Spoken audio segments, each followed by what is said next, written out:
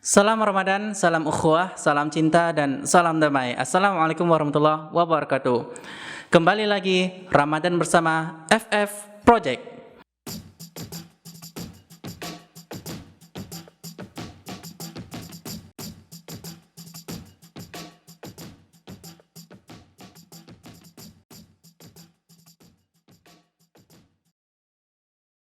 Alhamdulillah, bersyukur kita kepada Allah. Kembali kita bertemu di sore ini dan berselawat kita kepada Nabi Muhammad SAW. Allahumma shalli ala Muhammad wa ala ali Muhammad. Dan hari ini kita kembali sharing-sharing, kita kembali cerita-cerita. Dan kita hari ini kembali menghadirkan seseorang yang luar biasa. Beliau adalah Ustadz Lenoni Kostaner. Ini namanya orang barat ini. Assalamualaikum Ustadz. Waalaikumsalam warahmatullahi wabarakatuh. Ini serius namanya nih Ustadz. Oh, serius banget. Ada nih di akte kelahirannya tetap ini. Lenoli Lonely. Lonely Kostaner. Kostaner. Jadi darah-darah barat mungkin ya. Enggak, masih dari Indonesia. Masih dari Indonesia. Ini Tapi enggak ada. namanya kok ini nama apa itu ya? Ini sepertinya karena kalau dicari-cari tahu kemarin sepertinya karena orang tua itu suka dulu itu nonton film-film Hollywood. Oh gitu. Iya. Jadi mungkin terinspirasi dengan nama-nama yang keren itu, nama-nama barat, Heeh, sehingga kemudian anaknya lahir dikasih nama ini. gitu ya. Iya. Nah, kemudian kok bisa dipanggil Ustadz Prem pula lagi ini? Ini gimana lagi ini? Panjang ceritanya nih ya. Jadi intinya adalah waktu dulu zaman sekolah itu kan ada istilahnya panggilan-panggilan seperti itu ya. Heeh. Panggilan-panggilan kecil atau panggilan-panggilan gaul istilahnya kalau dulu kan. Mm-mm. Jadi macam-macam lah teman-teman itu ketika itu di antara satu dengan yang lainnya itu manggil temennya gitu kan. Mm-mm. Nah awalnya sih dulu lebih trennya waktu itu friend ya, Friend. friend ya, teman-teman gitu Oh ya. itu ya ya. Friend gitu kan.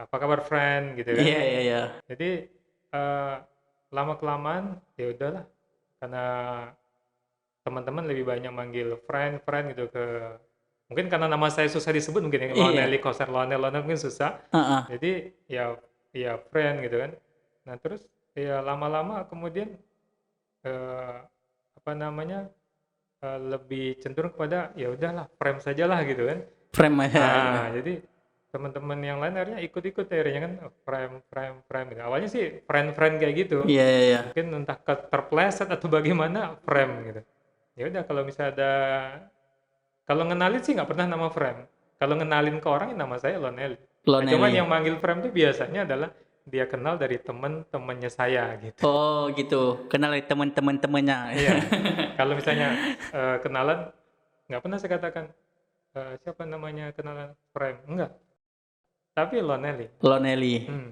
Siap cuman siap. kalau ada yang mengatakan ada yang memanggil saya frame itu pasti dari teman saya dari teman-temannya teman lagi Oh gitu ya. Jadi nyambung gitu ya. Sanatnya berujuk gitu ya. Masya Allah. Jadi gimana nih kabarnya Ustaz? alhamdulillah sehat. Masya Allah. Jadi Ustaz, sebelum kita ngomong lebih jauh Ustaz, kita pakai hand sanitizer dulu Ustaz ya. Siap. Karena sekarang nih wabah corona masih belum hilang, jadi kita tetap jaga kebersihan Ustaz ya. Siap. Izin Ustaz ya.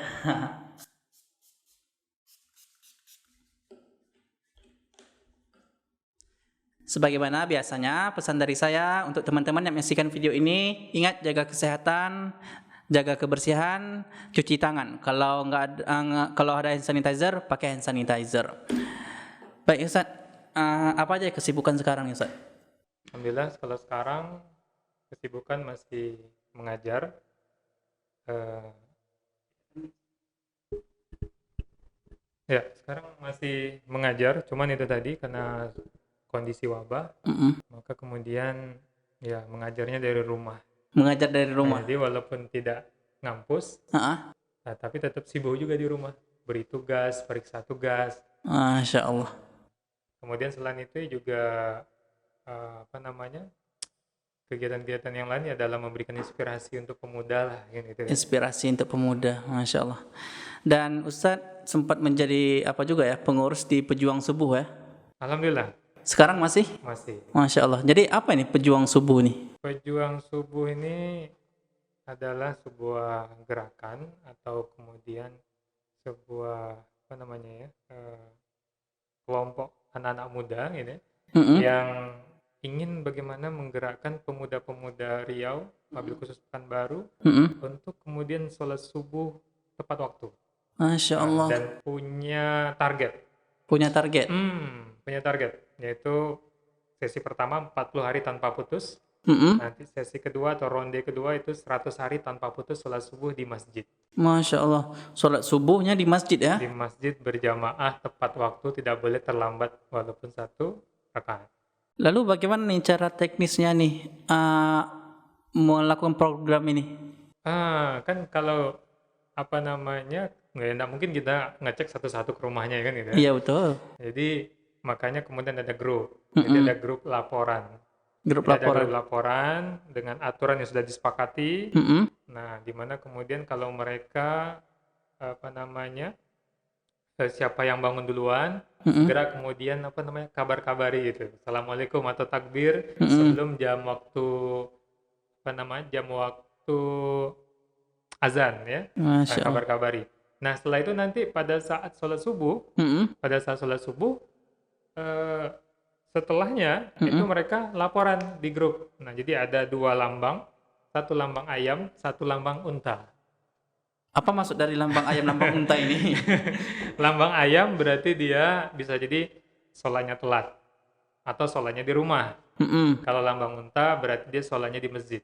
Jadi yang memberikan lambang ini nanti siapa? Yang Mereka memberikan sendiri? lambang itu adalah mereka sendiri. Berarti Makanya ini sifatnya adalah kejujuran dan ketakwaan lah, nilai takwanya ada gitu kan. Oh gitu Jadi ya. dia akan apa namanya, mengirimkan apa yang kemudian terjadi pada dirinya, ayam kah atau unta.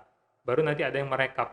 Jadi nanti ada leader-leader yang merekap, Mm-mm. si A ini hari ini apa, besok apa, nanti ada dijumlahkan. Setiap harinya dijumlahkan sampai 40 hari tanpa putus. Jadi nanti ini kalau mereka yang sering ngirim ayam terus kan nanti bagaimana nih? Di follow Itu up lagi di atau? follow up nanti di telepon atau di berikan semangat bersama-sama di grup. Ayo teman-teman, kenapa antum masih subuh? Ya kalau yang diharapkan terbuka, karena sering tidur malam, maka kita kasih trip dan trik. Nah gitu. Apa namanya? Kalau sering begadang, bergadangnya kenapa? Gitu.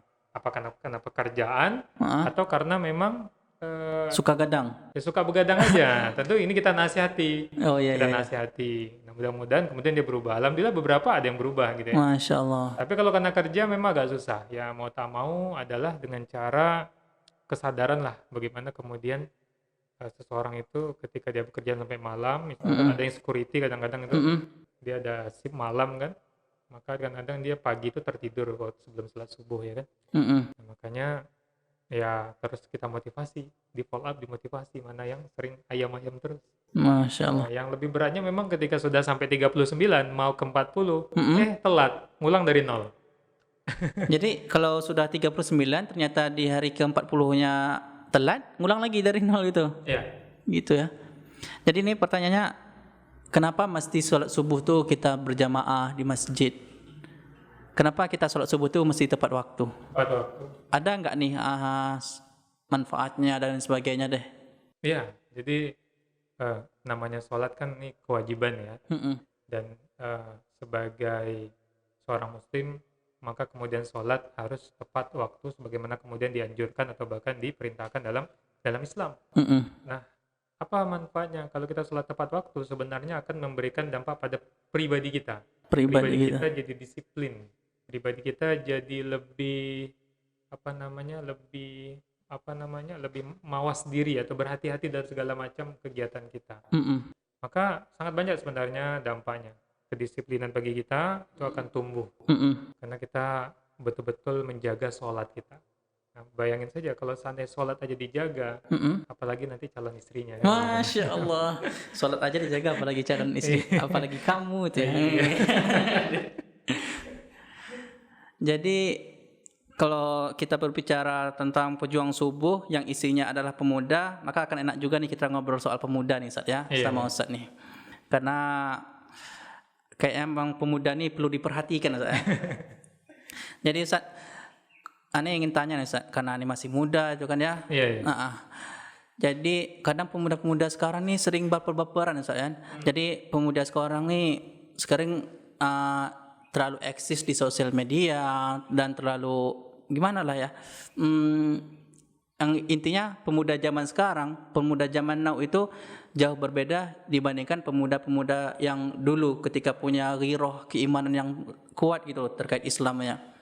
Jadi bagaimana nih Ustaz, pandangan Ya, Ustaz terkait pemuda zaman now? iya. Ya, jadi sekarang memang luar biasa untuk apa namanya itu tantangan pemuda hari ini nih. Iya, iya. Jadi kalau dulu mungkin apa namanya media-medianya semuanya manual gitu ya. Mm-mm.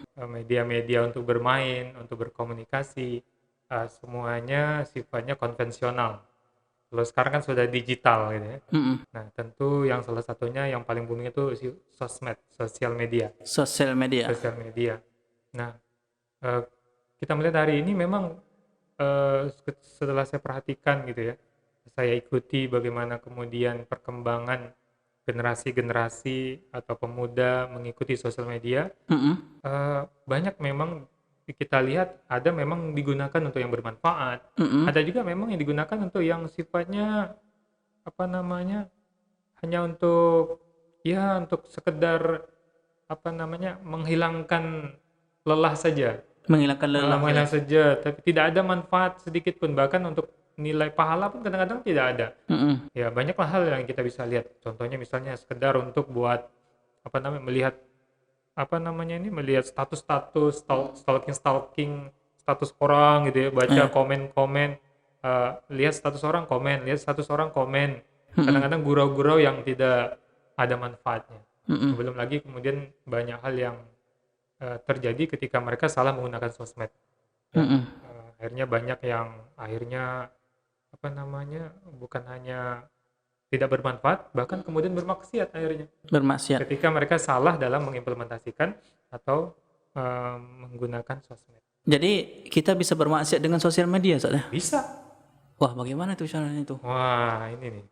Gimana orang bisa jadi bermaksiat dengan sosmed? Ya tadi, sebagaimana kemudian apa namanya antum sampaikan tadi, ya. Mm-mm. Akhirnya ketika mereka tidak tahu bagaimana adab-adab bersosmed, Mm-mm. ya akhirnya contoh misalkan seorang wanita Mm-mm. mereka eksis di Sosial sosmed media. Mm-mm. tanpa nutup aurat atau nutup aurat tapi ketat gitu ya. Mm-mm. Sehingga kan ini dilihat oleh orang banyak. Mm-mm. Nah, sedangkan aurat itu adalah wajib ditutup. Kalau Mm-mm. terbuka tentu kemudian akan berdampak pada kemaksiatan pada dirinya dan Mm-mm. bagi orang lain. Mm-mm. Nah, bagi diri kita berdosa, Ya, orang ya. lain yang melihat akhirnya berdosa juga. Atau yang kedua, yaitu kadang-kadang men-share aktivitas-aktivitas yang kemudian salah. Mm-mm. Nah, contohnya misalnya informasi-informasi yang salah Mm-mm. di-share, dibaca orang lain, terus diikuti, tapi ternyata ini salah gitu. Ya, ya, ya. Nah, akhirnya kan kita jadi bermaksiat dan membuat orang lain bermaksiat. Nah, ini bahaya. Innalillah. Dan di sini sekarang kita juga lagi heboh nih Ustaz ya. Di Riau sendiri kemarin sempat ada kabar tuh yang ketika siswa merayakan kelulusan lalu sempat tersebar tuh video bukan foto-foto viralnya ya yang di situ menunjukkan auratnya, kemudian sementara ini masih menggunakan baju sekolah yang dicoret-coret itu kan, dan kemudian adalah sesuatu yang tidak pantas lah untuk diperlihatkan, dan ini dilakukan oleh rekan-rekan remaja, anak-anak remaja dan anak muda lah jelasnya kan, dan itu viral di sosial media. Dan jelas ini adalah salah satu kesalahan juga nih Ustaz ya. Ya, benar. Salah satu kemudian hal yang keliru sebenarnya untuk apa namanya sebar di sosial media. Mereka tidak menutup aurat satu, Mm-mm. kedua aktivitas mereka kan nanti ini bisa ditiru oleh pemuda-pemuda yang lain. Akhirnya dia lain. berdosa juga. Iya, Pertama iya. berdosa mereka umbar aurat pada dirinya, Mm-mm. kemudian ditonton oleh orang, kemudian aurat mereka. Yang ketiga, aktivitas mereka ini bisa ditiru oleh pemuda dan remaja yang akan datang. Itu ya. Akhirnya bisa, kalau kata Ustadz Dwi Condro itu, ini namanya dosa investasi. Ini. Dosa investasi. Bahaya ini. Ternyata dari sosial media kita bisa mendapatkan dosa investasi soalnya. Jadi ketika, mohon maafnya kalau wanita menunjukkan auratnya di sosial media, kemudian ada orang yang bergairah atau bagaimana gitu melihat itu, jadi itu bisa jadi dosa bagi dia. Dan seandainya foto itu misalnya diupload dan apa mungkinnya, dan dia orang tersebut bermaksiat dengan foto tersebut, itu jadi dosa investasi bagi bagi yang memajang foto. Wah, ini bahaya ini. Dan kemudian ada kemarin juga nih Ustaz, baru-baru ini viral. Kalau YouTube kan sebagian ya ini di YouTube nih kan ya. Ini ada sosial media juga. Cuman kita berusaha untuk konten kita adalah konten yang bermanfaat. Dan bermanfaat. Jadi kemarin ada sempat heboh nih Ustaz, bahwa terkait pemuda yang membuat prank. Ceritanya dia buat prank tapi ternyata isinya sampah. Dan itu dilakukan di sosial media juga.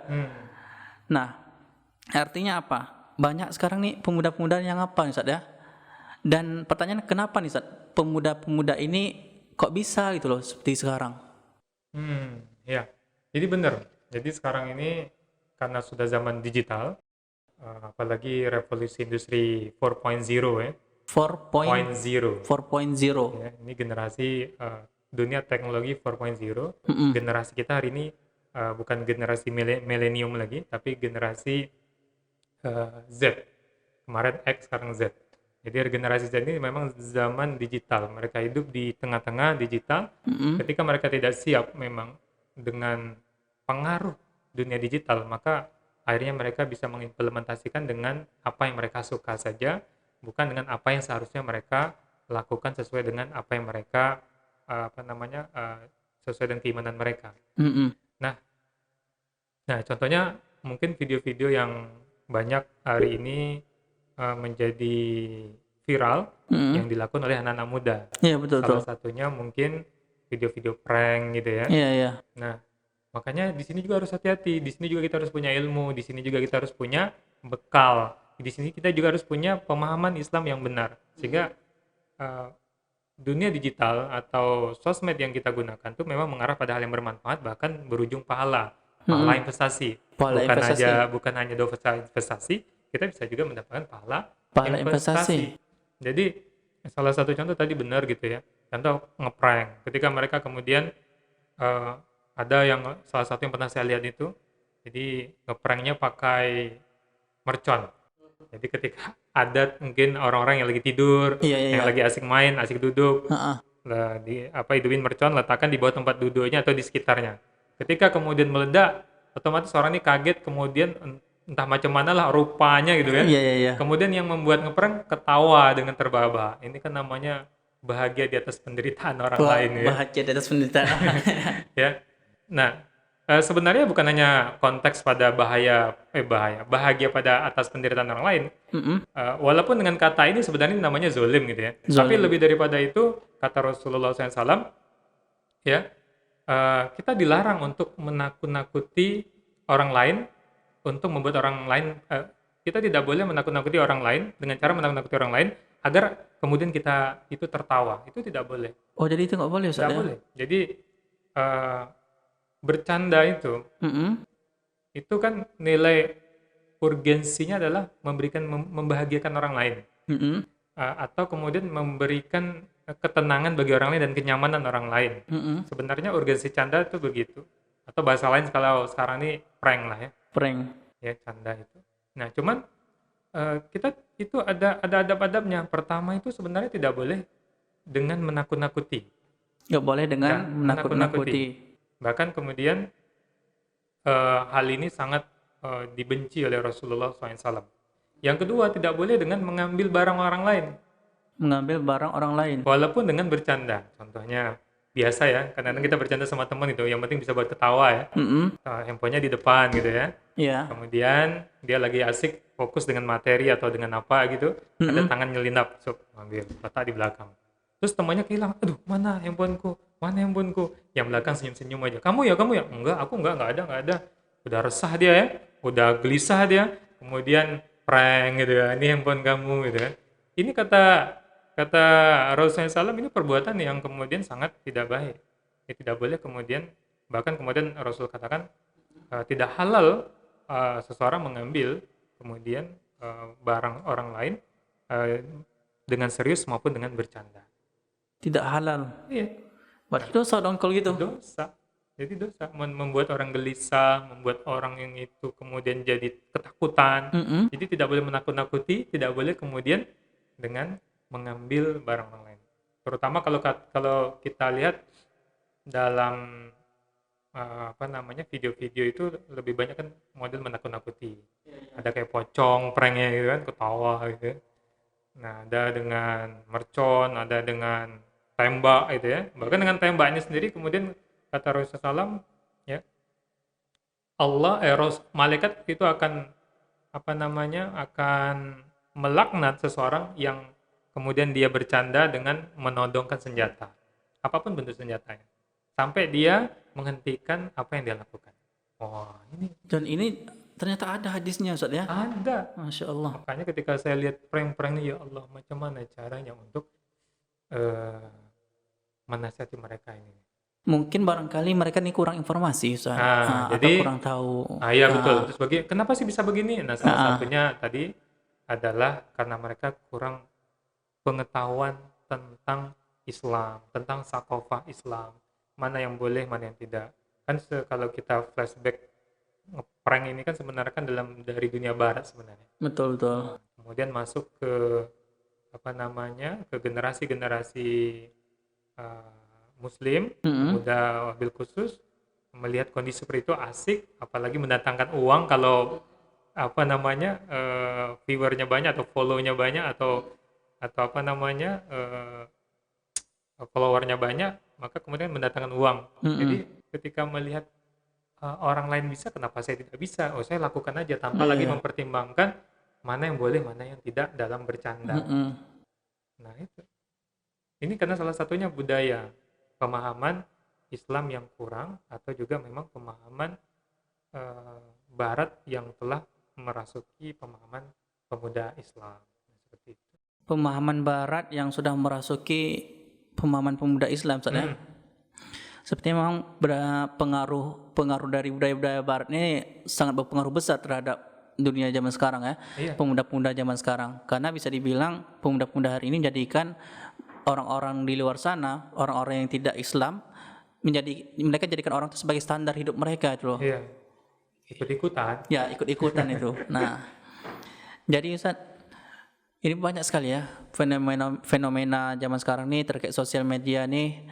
Mereka nih terlalaikan nih dengan sosial media nih kan, tidak terlalu disibukkan dengan sosial media, baperan di sosial media. Bahkan ini yang apa nih Ustaz? Terkadang ada nih mereka yang menceritakan seperti mengibah atau menceritakan aib orang lain di sosial media. Ini bagaimana nih Ustaz hukumnya ini? Ya, yang jelas kan kita udah tahu bersama kalau yang namanya kita menceritakan orang lain, tentu itu apa namanya, berdosa atau hukumnya itu ghibah. Ghibah ini seperti orang yang memakan bangkai saudaranya sendiri gitu ya. Maka tentu tidak boleh. Apakah kita apa namanya, berkenan memakan bangkai saudaranya sendiri? Kan tidak. Tidak Nah, tapi yang harus kita pahami adalah sosmed ini sifatnya kan publik. publik. Publik. Nah, publik ini seperti kita berada di sebuah masyarakat. Oke. Ada yang kita kenal, ada yang tidak kita kenal, kan gitu ya. Nah, maka kalau kita sudah berbicara di ranah publik, maka ini sifatnya sudah memang ghibah. Walaupun mungkin dia bisa katakan, kami tak ghibah, kami ingin cerita-cerita. Kalau cerita kenapa di sosmed? Oh iya Kalau iya. cerita sama kawan atau curhat sama kawan, ya jangan di sosmed. Tapi dengan japri atau dengan telepon langsung pada orang. Tapi kalau di sosmed, akhirnya nanti bisa membicarakan orang lain yang kemudian terkena hukum ghibah. Tentu dosa besar. Kalau ini sampai banyak terlibat dengan orang-orang yang lain, akhirnya jadi dosa investasi. Dosa Nah, investasi terus kita lagi. berdosa dengan kemudian apa yang sudah kita lakukan di sosmed. Nah, tentu jangan sampai ini dilakukan sebagai seorang pemuda. Memang banyak sih hari ini seperti itu. Baik, Ustaz. Oke, ini terkait menggibah, Ustaz ya. Tapi bagaimana nih kita kembali lagi ke sosial media, bagaimana mereka yang misalnya mengkritik ya. Hmm, Ini apakah menggibah juga atau enggaknya? hmm, Mengkritik pemimpin atau mengkritik pemerintah atau tokoh-tokoh politik misalnya dalam hal kebijakan dan sebagainya. hmm. Ini bagaimana ini? Iya, sebenarnya kan dalam Islam itu kita itu boleh bermuhasabah. Atau Bermuhasabah. bermuhasabah itu kita memberikan saran-saran. Nah, di dalam negara kita ada undang-undang yang mengatur tentang kebebasan berpendapat. Oh iya Gitu. ya. Maka sebenarnya sah-sah saja kalau kita kemudian memberikan pengingat, ya, pengingat baik secara terbuka maupun secara tertutup. Mm-mm. Nah, secara terbuka tentu dengan cara-cara yang ahsan juga sebenarnya, dengan bahasa-bahasa yang ahsan, Ahsan yang bahasa-bahasa baik. yang baik Mm-mm. gitu ya. Nah, terkait dengan kebijakan, bukan pribadi seseorang. Yang tidak Mm-mm. boleh itu kita secara publik membahas tentang kepribadiannya. Misalkan seseorang itu dia apa namanya mungkin sholatnya nggak benar misalnya. Mm-mm. Terus kita kritik sholatnya di sosmed. Nah, ini tentu keliru. Keliru. Kalau tentang sholatnya, tentang pribadinya, langsung aja ke orangnya. Ke orangnya. Tapi kalau sifatnya kebijakan, kebijakan itu kan untuk orang banyak, Mm-mm. masyarakat banyak. Mm-mm. Nah, terus kita sampaikan dengan bahasa yang asan, di mana letak kekeliruannya, di mana letak kesalahannya, terus kita kasih pandangan bagaimana seharusnya. Ini boleh sebenarnya. Ya, sebagaimana kemudian ada contoh nggak ya? Ada. Dalam Islam aja contohnya ada. Sebagaimana kemudian Umar bin Khattab ketika menyampaikan sesuatu di depan masyarakat, ketika Mm-mm. itu janganlah wanita mengambil mahar dari laki-laki itu banyak ya, atau sangat banyak, sangat besar gitu ya.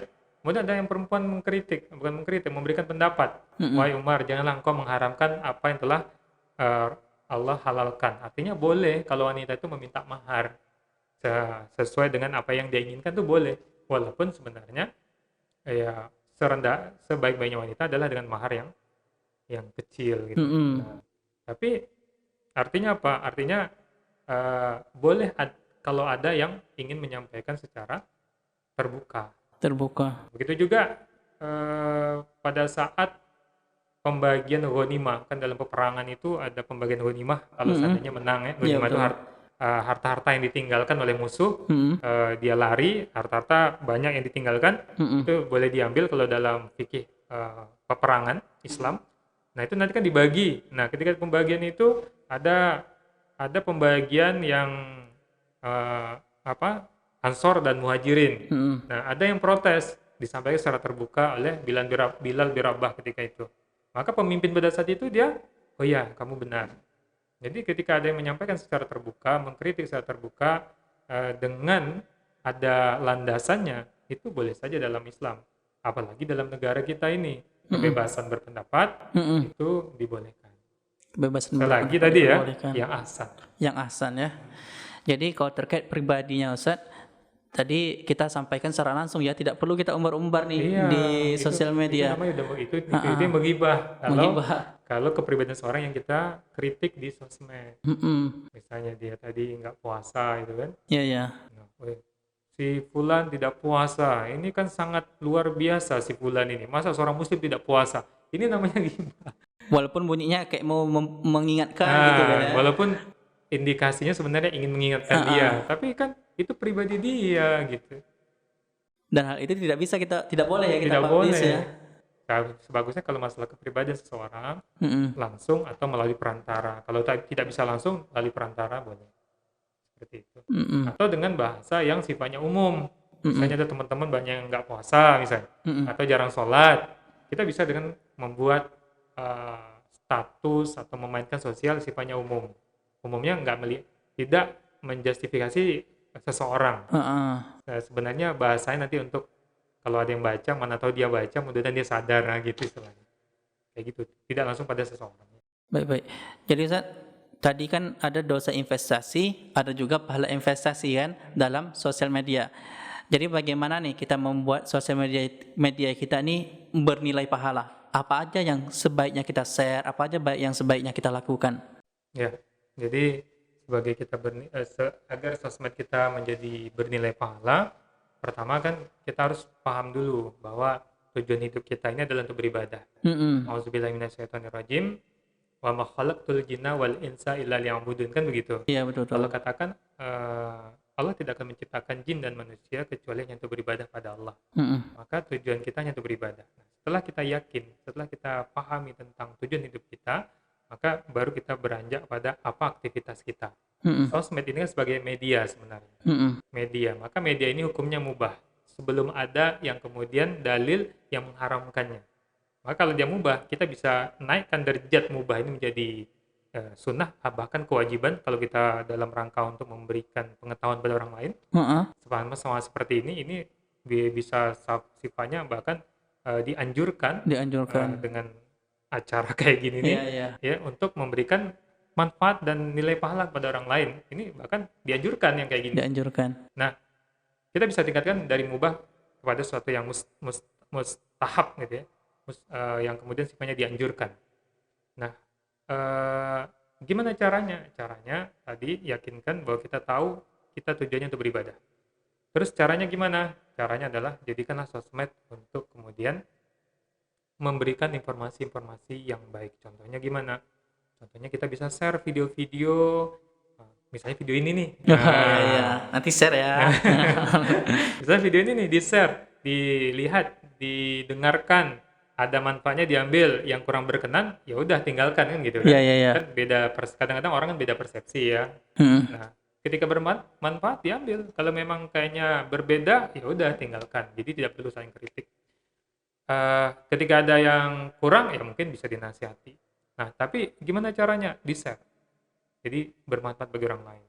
Yang kedua adalah bagaimana kemudian bernilai pahala adalah gunakan sosmed untuk kita mendapatkan ilmu. Jadi kalau Dapatkan kita punya ilmu. sosmed, kita baca artikel-artikel Islam. Hmm. Ya tadi ya, ada yang mengirim, ada yang membaca. Hmm. Jadi kita gunakan bagi yang suka pembaca, ya apa yang dikirim, kita lihat kiriman-kiriman sahabat kita. Kalau kirimannya tidak baik, kirimannya tidak bermanfaat, jangan kita baca. Yang kita baca adalah yang bermanfaat saja. Berita-berita misalkan. Misalnya hari ini ada wabah. Nah, kita mungkin bisa ikuti informasi wabah hari ini udah berapa persen atau berapa orang dan lain sebagainya kan. Hmm. Ini bermanfaat. Nah, yang ketiga adalah kemudian dalam rangka untuk dakwah. Bagus.